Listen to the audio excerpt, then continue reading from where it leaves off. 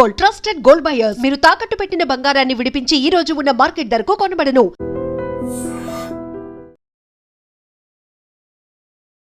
నమస్తే, welcome to I dream talking point with కవిత.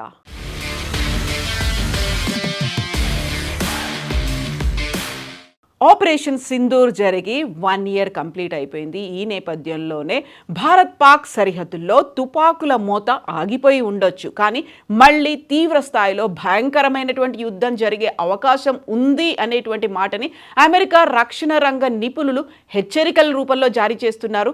ఇప్పుడు అది కేవలం భారతదేశాన్ని, పాకిస్తాన్ని మాత్రమే కాదు, ప్రపంచాన్ని కూడా కలవరపెడుతోంది. గత ఏడాది ఆపరేషన్ సింధూర్ కేవలం 4 రోజుల్లోనే ముగిసిపోయినప్పటికీ వాటి తీవ్రత ఏ స్థాయిలో ఉందో ప్రపంచం అందరికీ తెలిసి వచ్చింది. ఇది కేవలం ఉద్రిక్తతలు మాత్రమే కావని, అవి భవిష్యత్తులో జరగబోయే పెను విధ్వంసానికి రిహార్సల్స్ లాంటివి అంటూ వాషింగ్టన్ పోస్ట్ విశ్లేషించింది. భారత్ పాకిస్తాన్ మధ్య గతేడాది జరిగిన ఆపరేషన్ సింధూర్ సైనిక ఘర్షణ ముగిసి ఏడాది అయింది. పాక్ భూభాగాన్ని 9 ఉగ్రవాద స్థావరాలపై భారత్ మెరుపు దాడులు చేసింది. ప్రెసిషన్ స్ట్రైక్స్తో 100 మందికి పైగా ఉగ్రవాదుల్ని హతమార్చింది. అయితే ఆపరేషన్ సింధూర్కి వార్షికోత్సవం పూర్తయినటువంటి సందర్భంగా అమెరికాకు చెందిన ప్రముఖ వార్తాపత్రిక వాషింగ్టన్ పోస్ట్ అంతర్జాతీయ నివేదికలు దక్షిణాసియా భవిష్యత్తు పరిస్థితులపై ఆందోళన వ్యక్తం చేసేలా పబ్లిష్ చేసింది. ముఖ్యంగా భవిష్యత్తులో భారత్ పాక్ మధ్య యుద్ధం మరింత భయానకంగా ఉండబోతోంది అనేటువంటి అంచనాలు వేసింది. 2025 మేలో జరిగినటువంటి ఘర్షణలు నిపుణులు నాన్ కాంటాక్ట్ వార్ఫేర్, అంటే నేరుగా సైనికులు భూగోళం మీద తలపడనటువంటి యుద్ధంగా అభివర్ణించారు. 4 రోజుల్లో భారత్ తన అత్యాధునిక వైమానిక బలంతో పాకిస్తాన్లో ఉన్నటువంటి 11 ఎయిర్ బేస్లపై విరుచుకుపడింది. దాదాపుగా 1000 డ్రోన్లు, క్షిపణులను ప్రయోగించి భారత్ తన multi layer air defence system ద్వారా సమర్థంగా అడ్డుకుంది. నేరుగా భూతలంపై సైన్యాలను తలపడకుండా కేవలం క్షిపణులు, డ్రోన్లు, విమానాలతో జరిగినటువంటి పోరు రాబోయే కాలంలో యుద్ధ తంత్రాలు ఎలా ఉండబోతున్నాయనే దానికి నిదర్శనం అంటూ విశ్లేషకులు కూడా అంచనాలు వేశారు. భారత్ పాక్ 2 దేశాల మధ్య కూడా అణుశక్తి కలిగినవే. అయితే అణుయుద్ధం వరకు వెళ్లకుండా పరిమిత స్థాయి యుద్ధం చేయవచ్చుననే బలమైన నమ్మకం ఇప్పుడు 2 దేశాల్లో ఏర్పడిందని, ఇదే అత్యంత ప్రమాదకరం అనేటువంటి మాటని వాషింగ్టన్ పోస్ట్ హెచ్చరించింది. అణు దాడులు స్థాయికి వెళ్లే ముందే చిన్నపాటి పొరపాట్లు జరిగినా అది పెను విధ్వంసానికి దారితీస్తుందని నిపుణులు హెచ్చరిస్తున్నారు. కేవలం సరిహద్దు ఉగ్రవాదమే కాకుండా ఇప్పుడు సింధు నదీ జలాల ఒప్పందం కూడా ఉద్రిక్తతలకు కేంద్ర బిందువుగా మారే అవకాశం ఉందని కాంగ్రెషనల్ రీసెర్చ్ సర్వీస్ నివేదిక వెల్లడించింది. భారత్ ఈ ఒప్పందాన్ని రద్దు చేయడంపై పాక్ ఆగ్రహంగా ఉందని చెప్పింది. పాకిస్తాన్ వ్యవసాయం 80% ఈ సింధు నదీ పరివాహక ప్రాంతంపైనే ఆధారపడి ఉండడంతో నీటిని నిలిపివేయడాన్ని వారు యుద్ధ చర్యగా భావిస్తామని పాకిస్తాన్ చెప్తోంది. అదే ఇప్పుడు యుద్ధానికి కూడా దారి తీయొచ్చు అనేటువంటి హెచ్చరికలు ఉన్నాయి. ప్రస్తుతం 2 దేశాల మధ్య గతేడాది యుద్ధంలో తమ బలహీనతలను విశ్లేషించుకున్నాయి, తర్వాత రౌండ్కు సిద్ధమవుతున్నాయి అనేటువంటి మాటని అమెరికా వ్యూహకర్త ఎలిజబెత్ ట్రెల్కస్ట్ అంటున్నారు. సరిహద్దుల్లో నివురుగప్పిల నిప్పులా ఉన్నటువంటి ప్రస్తుత పరిస్థితులు ఎప్పుడు అగ్గి రాజేస్తాయో అనేటువంటి ఆందోళన ప్రపంచ దేశాలు చెందుతున్నాయి అనేటువంటి మాటని అమెరికా రక్షణ రంగ నిపుణులు అయితే చెప్తున్నారు. అమెరికా అధ్యక్షుడు డొనాల్డ్ ట్రంప్ ఈ ఉద్రిక్తతలను తగ్గించడంలో తానే కీలక పాత్ర పోషించానని చెప్పుకోవడం మీద భారతదేశం అసంతృప్తితో ఉంది అనేటువంటి నివేదికలు కూడా వాషింగ్టన్ పోస్ట్ ప్రచురించింది. భారత రాజకీయ సంస్కృతిలో స్వయం ప్రతిపత్తి, సార్వభౌమాధికారానికి అత్యంత ప్రాముఖ్యత ఉందని, అందుకే ట్రంప్ చేస్తున్న వాదనలను భారతదేశం తీవ్రంగా ఖండించింది అనేటువంటిది ఆర్టికల్లో వెలువడింది. ఇదే కొనసాగితే భవిష్యత్తులో భారత్ పాక్ మధ్య సంక్షోభం తలెత్తి మధ్యవర్తిత్వం వహించే విషయంలో వాషింగ్టన్కు ఇబ్బందిగా మారుతుంది అనేటువంటి మాటని వాషింగ్టన్ పోస్ట్ వెల్లడించింది. ఇదే మాటని విశ్లేషకులు కూడా అభిప్రాయపడుతున్నారు.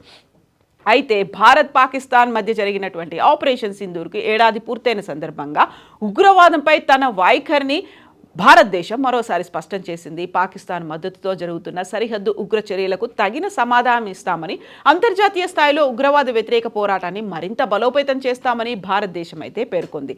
దీనికి సంబంధించే భారత్ పాకిస్తాన్ మధ్య గత ఏడాది జరిగినటువంటి ఆపరేషన్ సింధూర్ మీద పాకిస్తాన్ సైన్యాధిపతి ఫీల్డ్ మార్షల్ ఆసిఫ్ మునీర్ కూడా రెస్పాండ్ అయ్యారు. ఆసిఫ్ మురి మరోసారి వివాదాస్పద వ్యాఖ్యలు చేశారు. భారత్తో జరిగిన పోరాటం సాధారణ యుద్ధం కాదని, అది రెండు సిద్ధాంతాల మధ్య జరిగినటువంటి యుద్ధంగా పేర్కొన్నారు. ఈ మేరకు మార్కా ఏ హక్ పేరుతో పాకిస్తాన్ పేర్కొంటున్న 4 రోజుల ఘర్షణకు సంబంధించినటువంటి ఆ కార్యక్రమాల్లో పలు కీలకమైనటువంటి వ్యాఖ్యలు చేశారు. రావల్పిండిలో జనరల్ హెడ్ క్వార్టర్స్లో జరిగినటువంటి ఈ కార్యక్రమంలో సైనిక అధికారులను ఉద్దేశించి మునీర్ భారత్పై మరోసారి ఆరోపణలు చేశారు. గతేడాది జమ్మూ కాశ్మీర్ పహల్గాంలో జరిగినటువంటి ఉగ్రదాడిలో 26 మంది పర్యాటకులు మృతి చెందిన తర్వాత భారత్ ఆపరేషన్ సింధూర్ చేపట్టింది. మే 7న పాకిస్తాన్ ఆక్రమిత కశ్మీర్లో 9 ఉగ్రవాద శిబిరాలపై భారత్ వాయుసేన వైమానిక దాడులు నిర్వహించింది. ఉగ్రవాదానికి అడ్డుకట్ట వేయడమే ఈ చర్యల్లో ఉద్దేశమని భారతదేశం స్పష్టం చేసింది. భారత్ దాడుల తర్వాత పాకిస్తాన్ కూడా ప్రతి దాడులకు దిగిందని, అయితే భారత సైన్యం వాటిలో ఎక్కువ భాగాన్ని సమర్థంగా తిప్పికొట్టిందనేటువంటి మాటని అప్పట్లో రక్షణ వర్గాలు వెల్లడించాయి. ఇరు దేశాల మధ్య ఉద్రిక్త పరిస్థితులు 4 రోజుల పాటు కొనసాగాయి. అనంతరం 10న 2 దేశాల సైనికాధికారుల మధ్య హాట్లైన్ చర్చలు జరగడంతో సైనిక చర్యలు నిలిపివేసే అంశంపై అవగాహన కుదిరింది. అయితే ఈ ఘటనపై ఆసిఫ్ మునీర్ భిన్న వాదనలు వినిపించారు. మే 6-7 రాత్రి నుంచి మే 10వ తేదీ వరకు భారత్ పాకిస్తాన్ భౌగోళిక సమగ్రతను ఉల్లంఘించిందని ఆరోపించారు. దీనికి పాకిస్తాన్ జాతీయ ఐక్యత, పూర్తి సైనిక శక్తితో సమాధానం ఇచ్చింది అన్నారు. మార్కా ఏ హక్ అంటే కేవలం 2 దేశాల మధ్య జరిగినటువంటి సంప్రదాయ యుద్ధమైనది కాదని, ఇది 2 భిన్న సిద్ధాంతాల మధ్య జరిగినటువంటి నిర్ణాయక పోరాటం అనేటువంటి మాటని ఆసిఫ్ మునీర్ అంటున్నారు. ఘర్షణ సమయంలో పాకిస్తాన్ 26 లక్ష్యాలపై దాడులు నిర్వహించింది అనే మాటని మునీర్ చెప్తున్నారు. అయితే ఈ దాడులకు సంబంధించినటువంటి ఎలాంటి అధికారిక ఆధారాలు మాత్రం ఆయన వెల్లడించలేదు. అలాగే యుద్ధ విరమణ కోసం అమెరికా ద్వారా భారతే ముందుకొచ్చింది అనేటువంటి మాటను కూడా అన్నారు. శాంతి ప్రయోజనాల దృష్ట్యా పాకిస్తాన్ కాల్పుల విరమణకు అంగీకరించింది అనే మాటని ఆసిఫ్ మునీర్ చెప్తున్నారు. ఇందుకు భారత్ మాత్రం ఆ వ్యాఖ్యలను పరోక్షంగా ఖండిస్తోంది. కాల్పుల విరమణపై ఎలాంటి మూడో దేశం జోక్యం చేసుకోలేదు. 2 దేశాల సైనికాధికారుల మధ్య నేరుగా జరిగిన చర్చల ద్వారానే అవగాహన కుదిరింది అనేటువంటి మాట భారతదేశం గతంలోనే స్పష్టం చేసింది. ఉగ్రవాదాన్ని ఎదుర్కోవడానికి భారత్ తన హక్కులను వినియోగించుకుందని, సరిహద్దు దాటి జరిగే ఉగ్ర చర్యలను సహించబోమని కూడా భారత్ పునరుద్ఘాటించింది. భారత్ పాక్ సంబంధాలు మరోసారి ఉద్రిక్తంగా మారే అవకాశాల మధ్య ఆసిఫ్ మునీర్ చేసినటువంటి తాజా వ్యాఖ్యలు ప్రాధాన్యం సంతరించుకున్నాయి.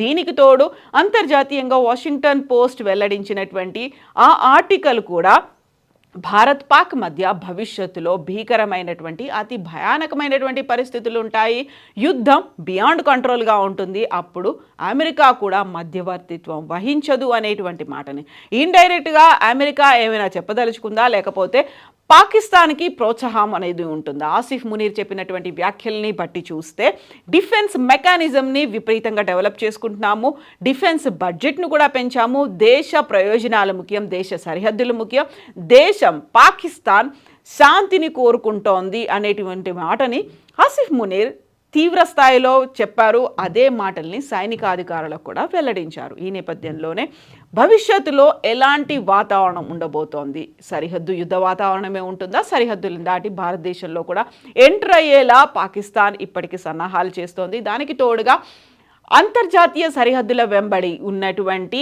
బేస్ క్యాంపులను కూడా మార్చుకుంటోంది, రిమోట్గా కూడా అటాక్ చేయాలని చూస్తోంది అనేది ఇంటెలిజెన్స్ హెచ్చరికలు కూడా ఉన్నటువంటి నేపథ్యంలో ఇప్పుడు ఆసిఫ్ మునీర్ చేసినటువంటి వ్యాఖ్యలతో పాటుగా వాషింగ్టన్ పోస్ట్ ప్రచురించినటువంటి ఆర్టికల్ని ఎలా చూడాలి? మీరేమనుకుంటున్నారో కామెంట్స్ రూపంలో తెలియజేయండి.